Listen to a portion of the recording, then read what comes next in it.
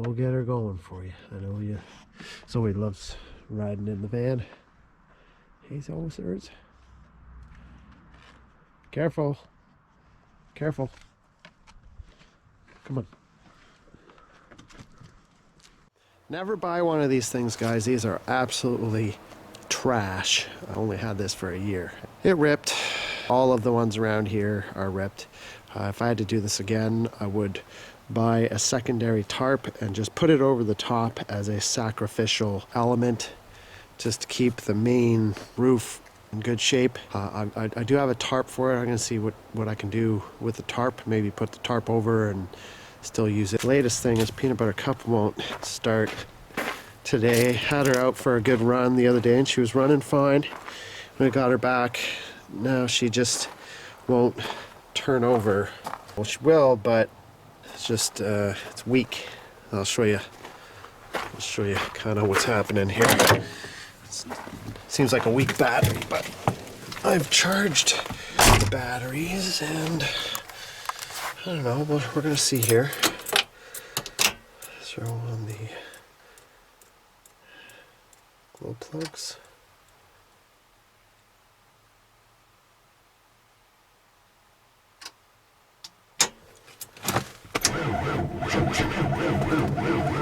Yeah, so no, I don't like that.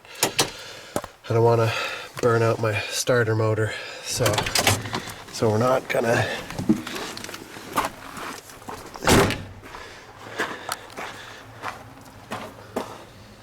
Yeah, I can already smell burning. Something's not right there. This is a pretty new battery, and so is that one. So I'm not sure if we got some loose connections here or what's going on. What we'll do is we'll get these batteries out and load test them. Just verify that the batteries are okay, and then maybe start checking some of the chassis connections and the connection to the starter motor.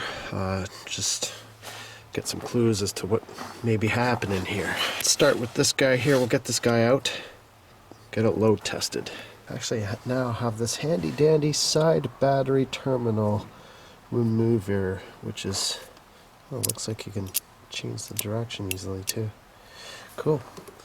Anyways, it's my first time using this. This is courtesy of our favorite place, Princess Auto. A lot of juice to start this old girl. Lots of juice required. Okay, looks okay. Could be something simple as just these terminals needing to be tightened up.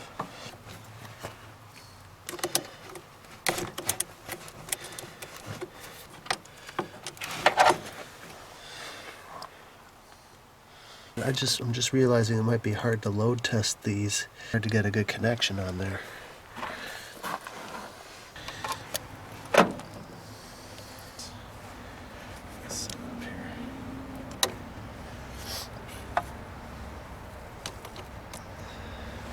Alright, like I said, I prefer the top terminals for this.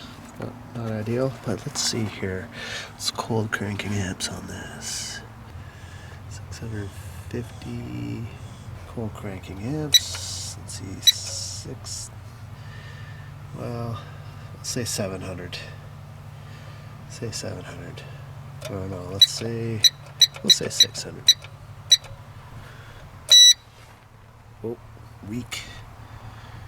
Oh, right down to 9.9. Okay, so this is a weak battery.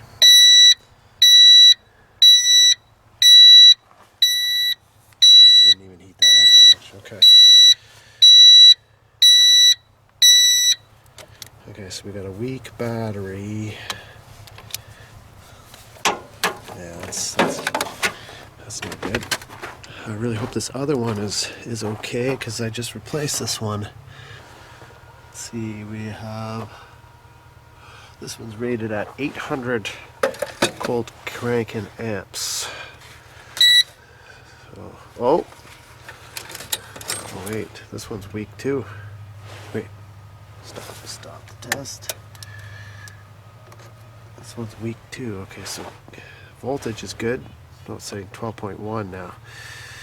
May have to replace both these batteries, unfortunately. Looks like this goes 800 cold cranking amps. Looks like both these batteries are done. Let's check this out. Drops right down to 10.4. At least this one heats up. This one's a little better on this side, but still a little weak. I had these on charge all night, so I might have to buy 2 brand new batteries for this old girl. That's expensive. It is what it is. She needs a couple batteries. She needs a couple batteries. Let's go down and get her some batteries. I think that's what's on the what we're gonna do. These are 2 relatively new batteries. It's pretty disappointing. This one I know for sure. I just replaced this one not too long ago. Get a couple new batteries for Peanut Butter Cup here. Come back and put them in, and hopefully that'll solve our problem. Hopefully, fingers crossed. What have we got here? Polar. Okay, we got 2 Polar Professional Series. No idea. Apparently these are pretty good. I don't know. 850 cold cranking amps, so a little stronger. It's also got these old school indicators, which are kind of cool. So we got side post and top mount, 2 identical fresh new batteries. So let's pop them in, and hopefully this solves our problems, but I have a feeling there might be a little something more going on here. However, 2 fresh batteries for Peanut Butter Cup is probably on the chopping block anyway. So, and at least that way she'll have a couple brand new batteries, and then if this doesn't work, then we can trace problems from there. So we got Cherry Pie charging up. We got 2 brand new polar bears in here. Polar bears. Oh. See how the polar bears do.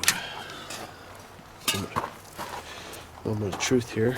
Oh, I should probably remove the tools from the engine bay. It's probably a bad thing. Start this old girl up with a bunch of debris in here. Okay. Checky. Hopefully, fingers crossed here, this would make my day a whole lot better if this worked out. Alright, what we got?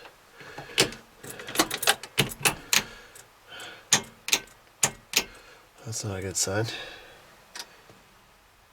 Not handling the glow plugs too well.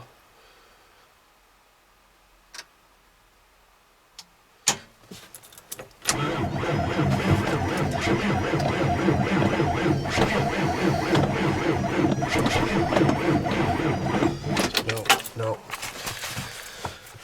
That ain't the problem. Okay. Alright, that ain't the problem. Just what I thought. Alright. $400 later. Problem not solved. Alright, let's start going down the list here. And it's winter. Oh god. Still gotta get these blowers going. Cherry Pie is warming up over there. Move that shelter, cut the roof off, move that shelter back, tarp some things up back here. It's not even late. It's like 5:30. There's some sea-doos over there. This is why winter's so hard. It's dark. It's dark at like 4:30. So fortunately, with my wonderful lights here, I can work a little later. get some more time out of the day. These are fantastic lights. I just love them so much. Okay, so we got the girls back in here. Okay, here. Yeah, see? Something wrong with the ignition switch. For sure. There's something going on there.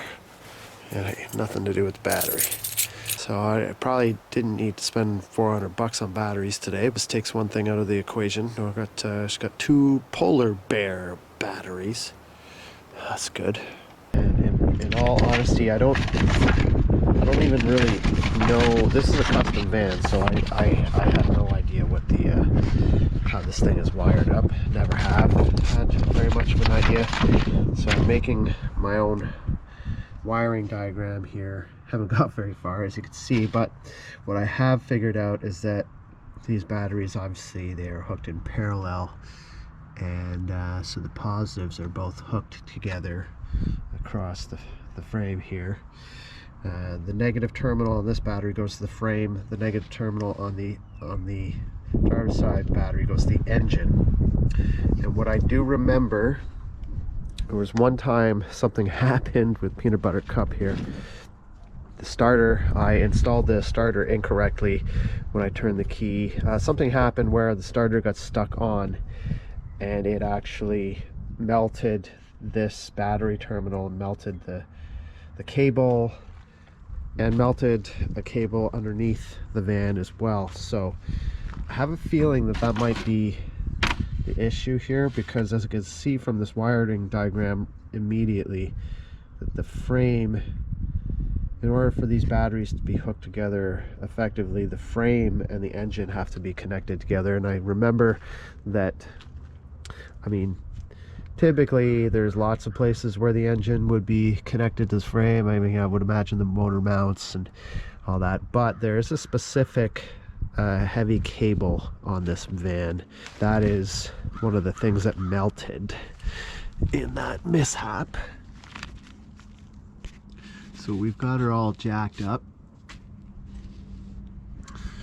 Got her all jacked up here, actually. So everything on Peanut Butter Cup is in really good shape. Very little rust on this for a 72. I really got to start taking better care of her. Lots of greasiness. It's been undercoated every year. And got some oil leaks here from front seal, probably the rear seal as well, but that's all right. Sort of just a constant oil change happening here. Ooh. Okay. All right, so she's firmly on the jacks here. Okay, that's good. So don't have anything to worry about there. We're gonna go underneath and check where that wire is. See what the situation is there. Okay.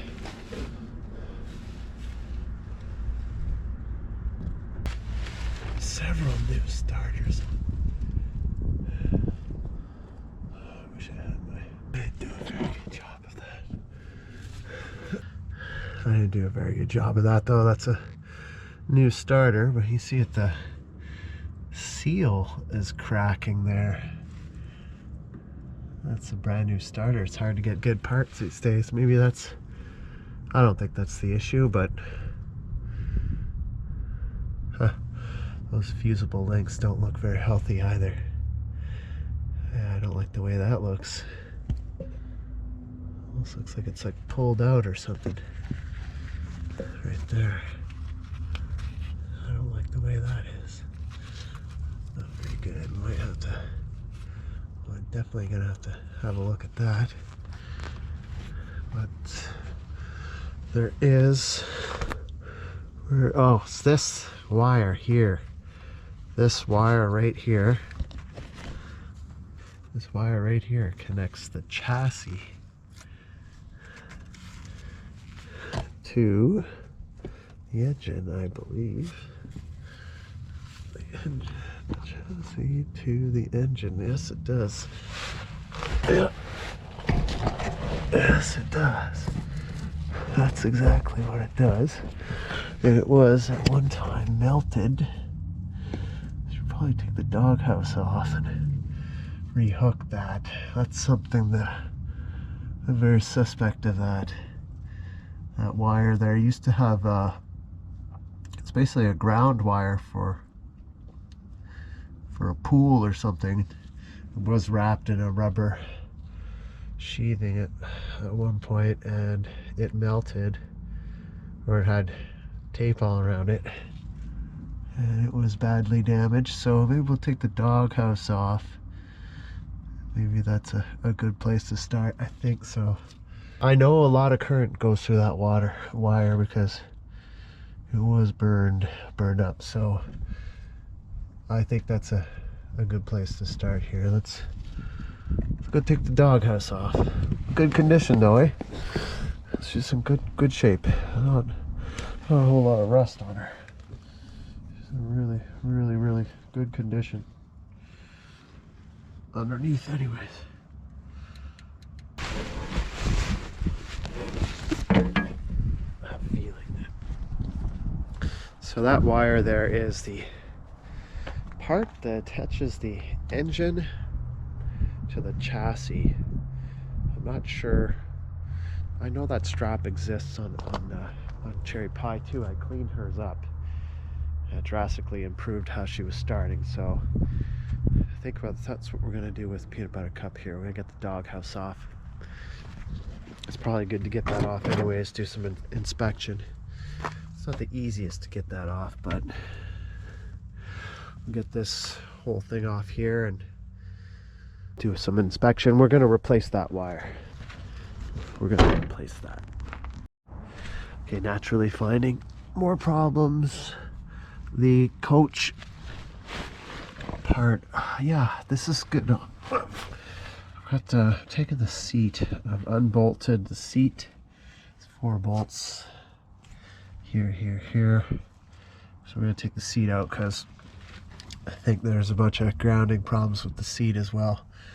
And then we've also noticed that we have a transmission leak. As you can see here, bit of a transmission leak. It's leaking all over this balancer here, coming out through the rear seal. Transmission. So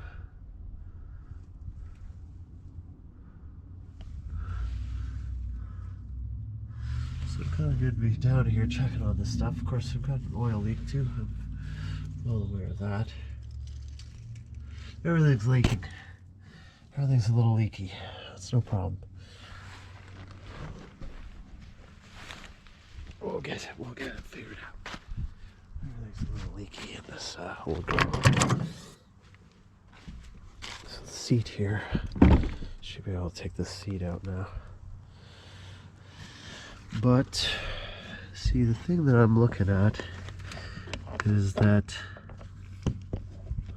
I'm noticing that the seat actually has this grounding wire attached to it.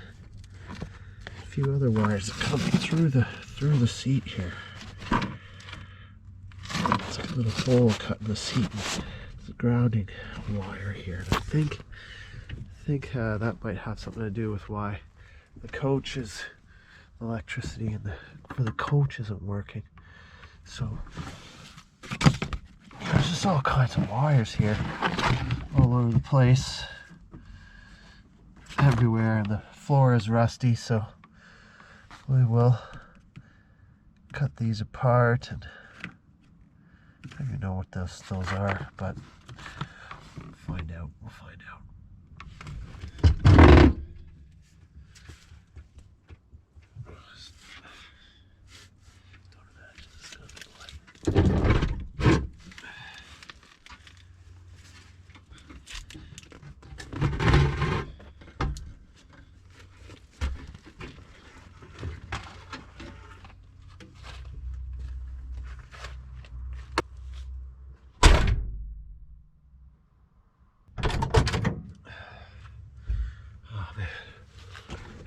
This is a good thing we're doing this. Look at the rust. It's really bad in here. We're gonna do a full overhaul here. See Okay, I think there's something going on here. This is just no good anymore. Any of this rubber is just torn up and shredded. I think we have to get new rubber.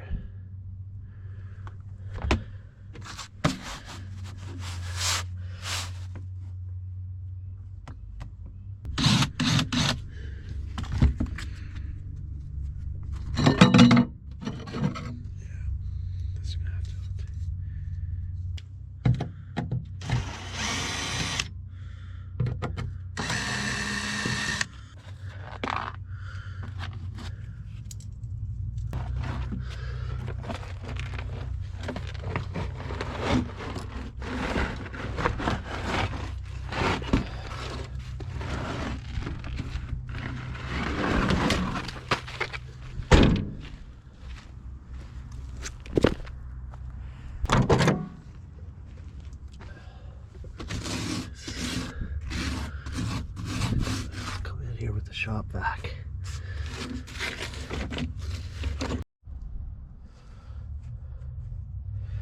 So metal's still good, still good into solid, just a little bit of surface rust there.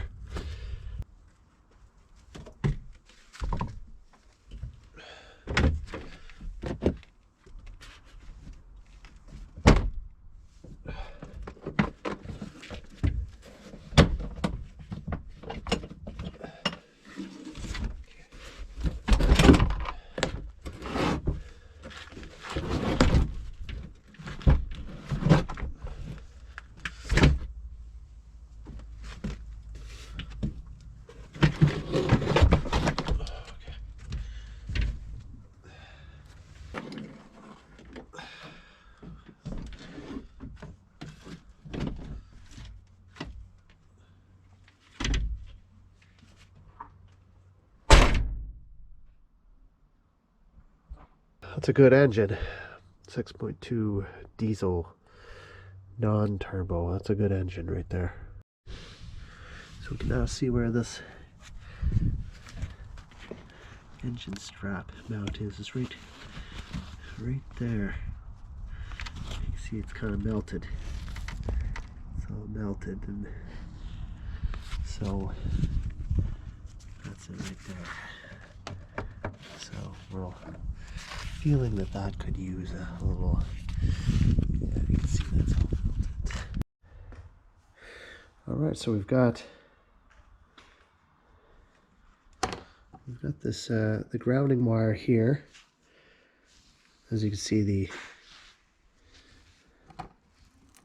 this was electrical tape, which is all melted into one glob. This is household ground wire. It got really hot, well, that's for sure. So anyways, we're gonna make a new one, and because I am who I am, I always have parts, all kinds of parts lying around. Lucky for us,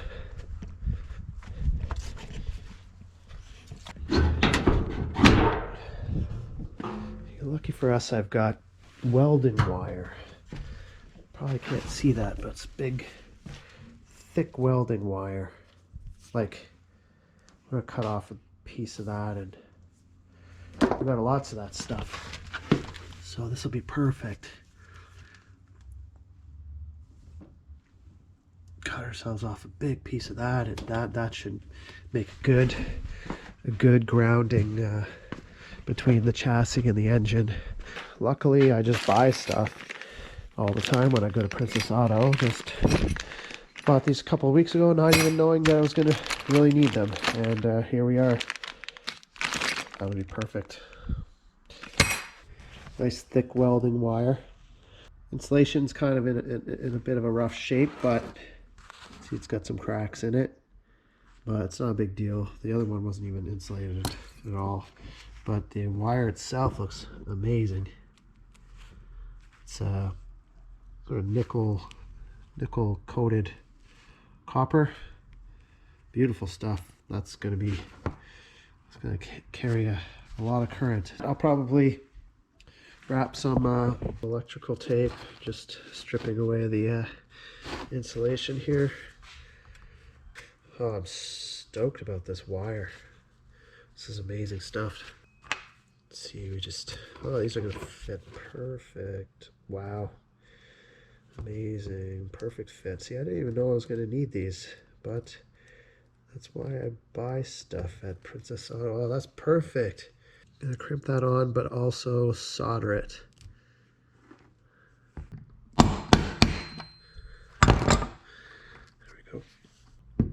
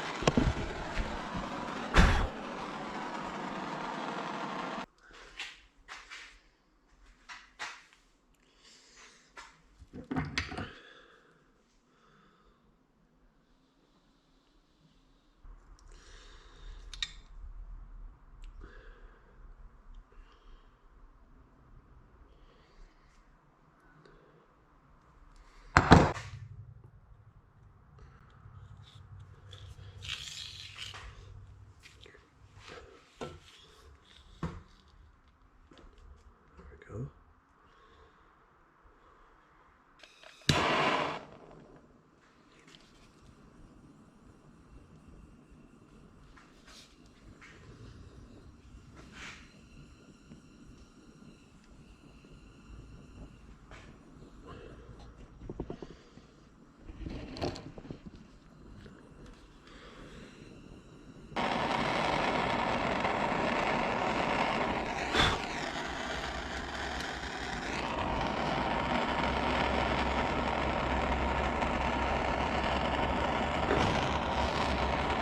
Wow, look at that.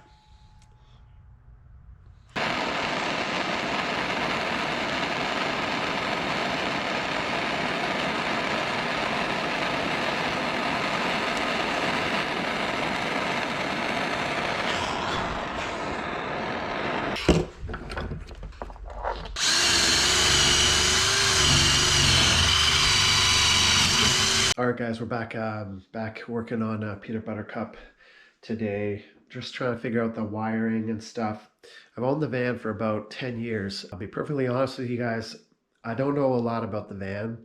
It's kind of hard to know a lot about the van because the guy that I bought it from, he was a really good mechanic. He custom built everything with the van. She's got a Chevy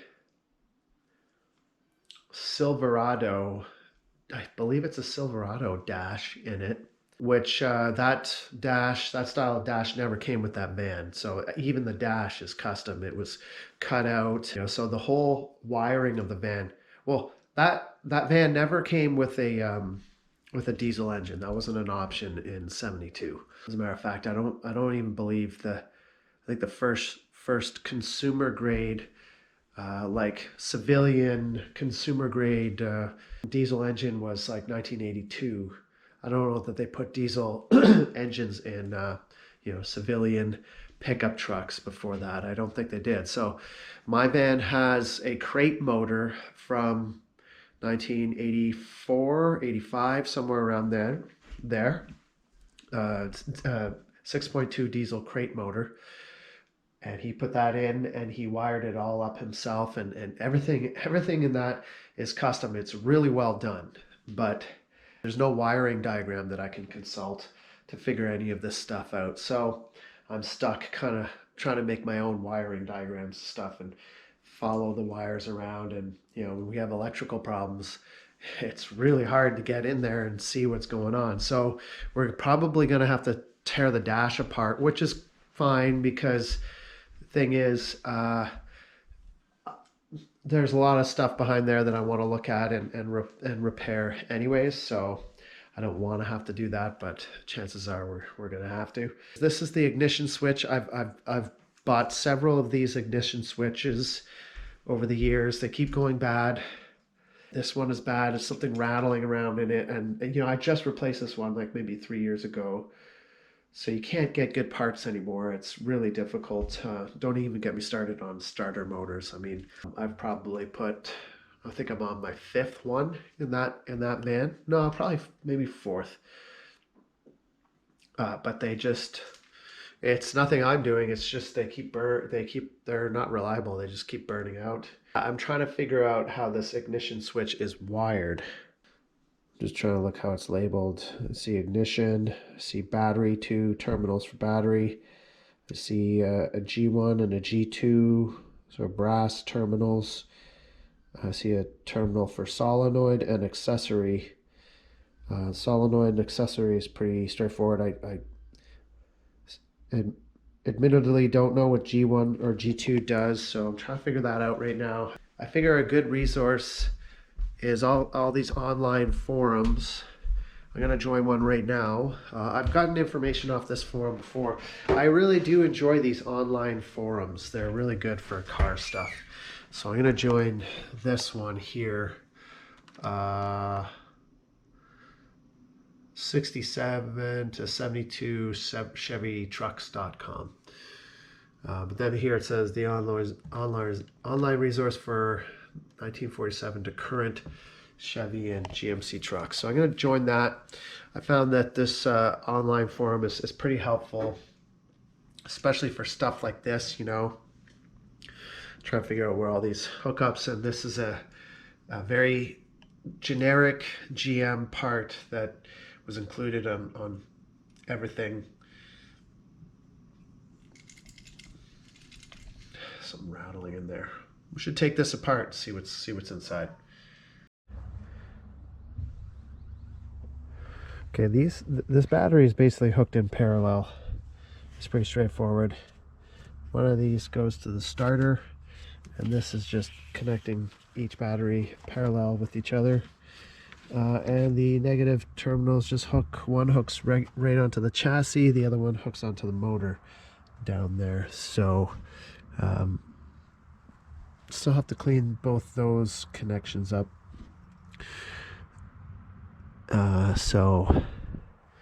But it seems as though that all of the power for the van comes through this little, it's not little, but this one single red wire here. So I'm trying to trace this wire, but as you can see, it's just a mess in here. I have no idea what's going where. So I'm kind of I've got this loom out now, and I'm trying to take this apart and trace wires, so on and so forth.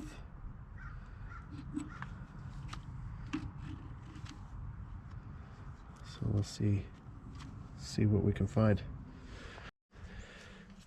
Okay, we are getting somewhere now. I'm kind of happy with what's going on here. Got the loom sort of separated. A lot less going on here than I originally thought. So that's good. Stuff like this. Here's a black wire with looks like a yellow stripe, which is actually going down to this sensor here. It's attached to the radiator. Obviously some kind of like a temperature sensor. It comes over here and hooked through here into this kind of mess of yellow wires, and then goes in through the firewall through this plug here. So I'm not even sure if I should. I think a lot of stuff I'm going to end up taking out. I don't want anything in here that's unnecessary, but I think there's probably, I mean, there's no computer in this van. Not that I know of. I would be very surprised. I'm going to go out on a limb and say no. It is a custom van. We'll get the dash off and see what's behind there. Should probably, it's probably just a warning light. I have no idea. Well, let's keep going. Keep going here. Okay, so we are getting somewhere. Now this battery terminal connects to the engine. I'm gonna turn you guys upside down for a sec, or maybe not. Connects down here, right on that bolt. But I noticed that this bracket is also holding a fuel line, and I can't get that off without flexing that fuel line. So the injectors, I don't know where that fuel line is going. This is obviously at the diesel engine. I don't know a lot about diesel engines, and especially this one in particular.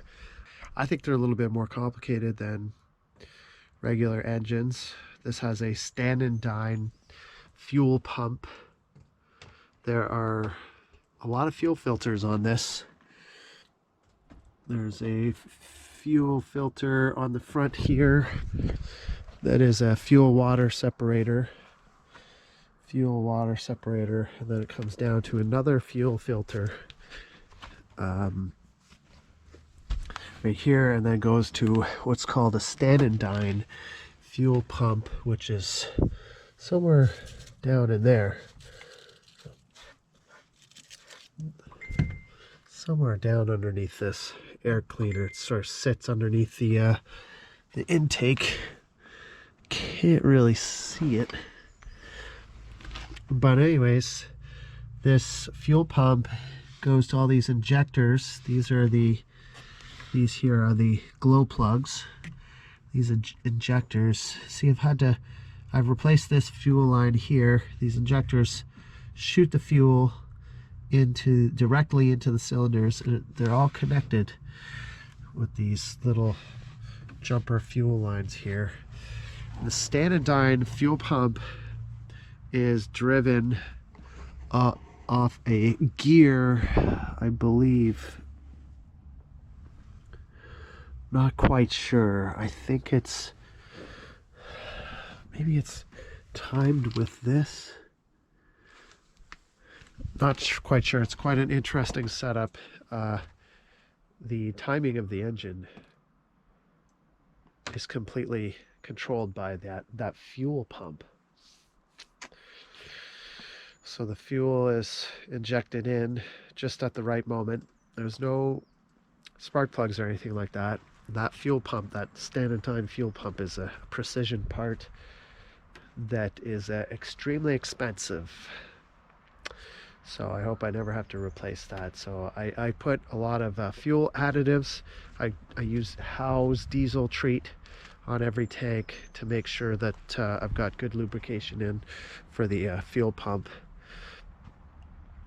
But I definitely don't want to mess up any lines in the fuel system, because I don't really know a lot about it, and it's a steep learning curve. So I prefer to just cut that without screwing around with that line there. I'm worried I might break that line or something,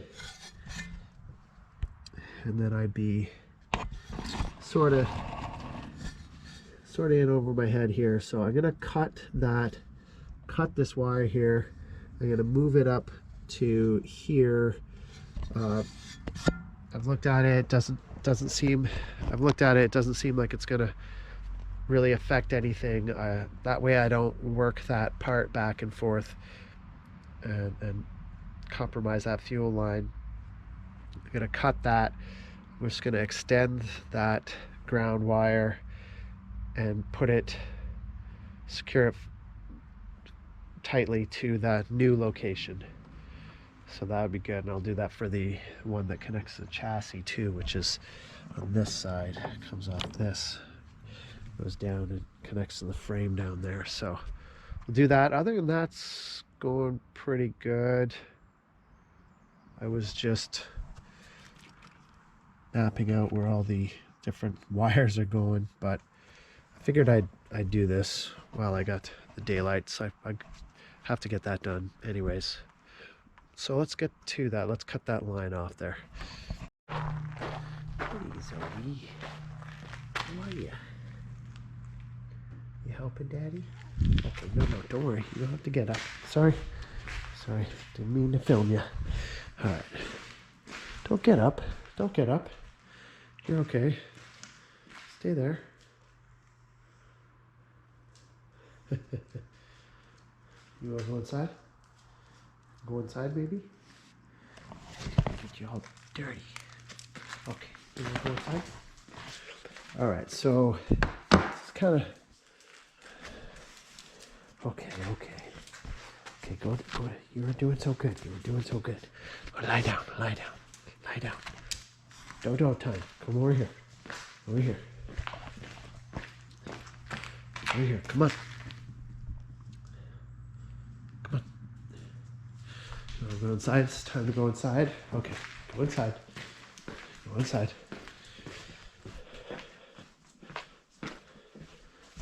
Go Dodos. Dodo time. Go on. Not coming in though. You know that, right? Okay. All right. So he's decided to go to bed. That's okay. It's okay. So yeah, because I save everything, and I've got a lot of parts, and you know, your boy Auto Scott, he's always saving parts. I don't like to spend money. The cable like this is very expensive these days, so we're gonna just use some parts. I've got some nice thick cable here that should do just fine. We're gonna connect these together just by sort of soldering them. I think we'll mesh these together. I'm glad I took this off because you can see in a few places that for whatever reason this cable has actually been rubbing, and it's sort of, here's a good example right here. It's actually rubbed right through the insulation. Could cause problems. I'm not sure, but it's nice to, well, there's a good shot of it. Something's been eaten into that thing. Anyways, let's fix this up. Here's the bolt. We'll clean that up, and let's get this back on the engine. Kind of nice. Get that engine grounded to the negative terminal, really solid, so we can pass a lot of current. It's a diesel engine, so it needs a lot of juice to start that up.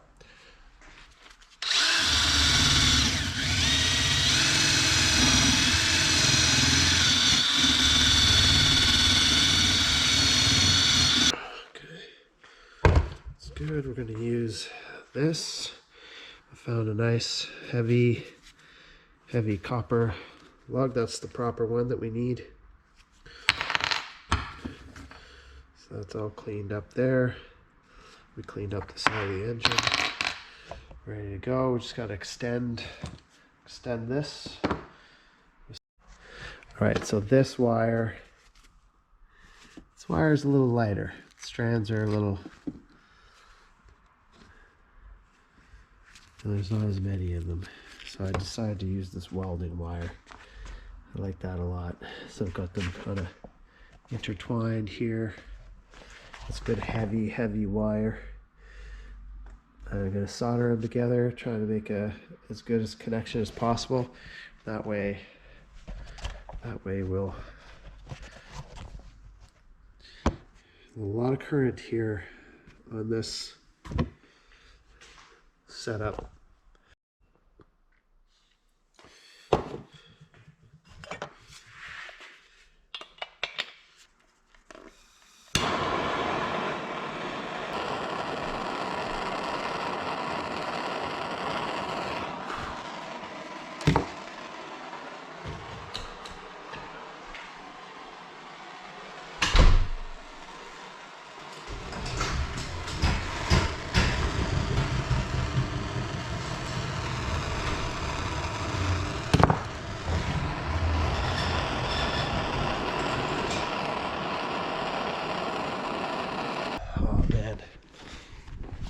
Should have done that outside.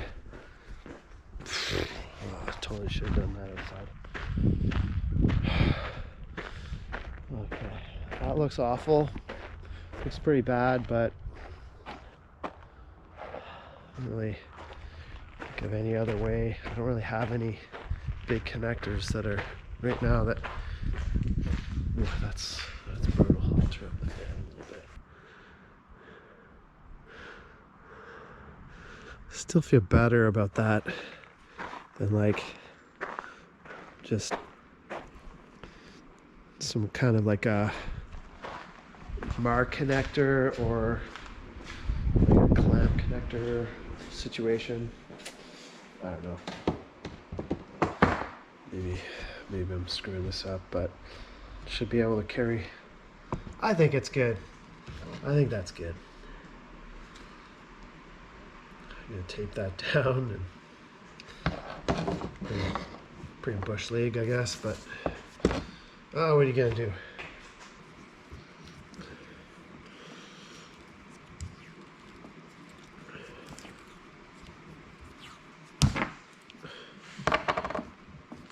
There we go.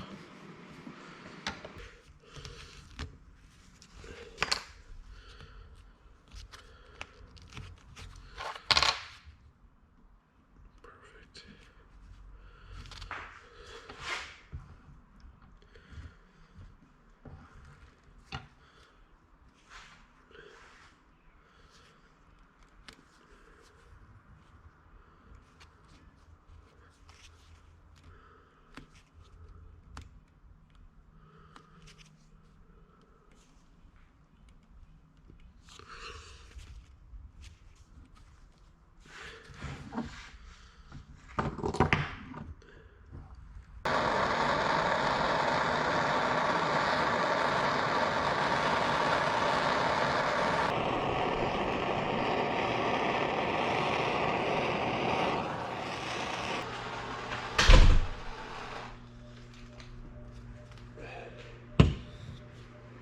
I feel really good about that. That's good.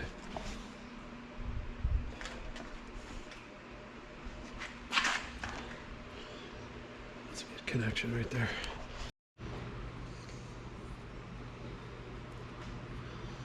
That's really nice.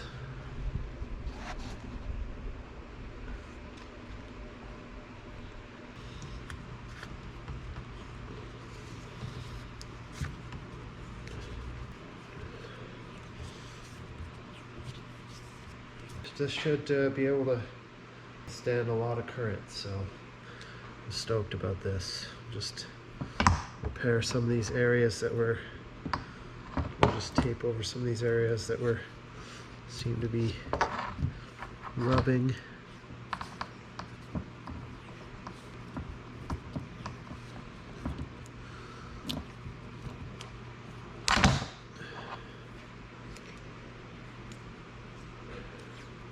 You can see, clean off the engine here. Kind of got a bit of that fuel line as well, but I'll got a nice solid beefy connection here going all the way to our battery, so that should be a lot better. What are you doing in there? What are you doing? Okay.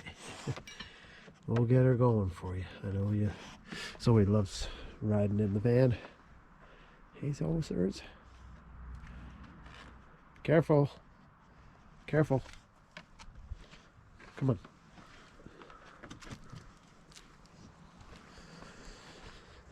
All right, so we've got good connection down here now.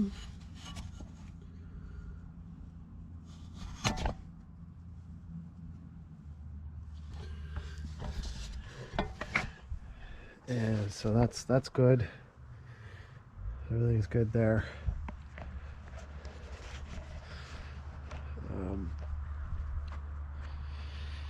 Yeah, keep going here. Okay, keep going. Still not quite right. Alright guys, that does it for part 1 of this video series. We're gonna be getting into part 2. We're gonna keep going with the battery cables and the grounding cables, make sure everything's grounded properly, and then actually what I did notice is that the starter motor, one of the bolts that keeps the starter motor together, had backed itself out. So that's another problem that I noticed, and I now have not one but 2 starter motors for this van, which I think actually that may have been what the problem was. I'm just thinking of it, it may have been like a mechanical problem. But anyways, I got 2 brand new starter motors. Don't ask me why I've got 2, but I got 2 just in case. But actually one of these bolts in the old starter motor had unwound itself out, and I didn't notice that. So I'm thinking maybe the motor or starter motor was flexing as it was trying to start. I'm not sure if that would happen, but there's only two of these things keeping this whole assembly together. I'm not sure if that would matter or not, but anyways, can't be a good thing. I've got 2, so part 2, we're going to install a new starter motor and have all the cables fixed up. So, and then we'll resume tracing wiring, and I think I'm going to actually just do away with the ignition switch entirely. We're just going to hide a button somewhere for accessory and start, and that's the way we're going to roll, because where's that ignition switch?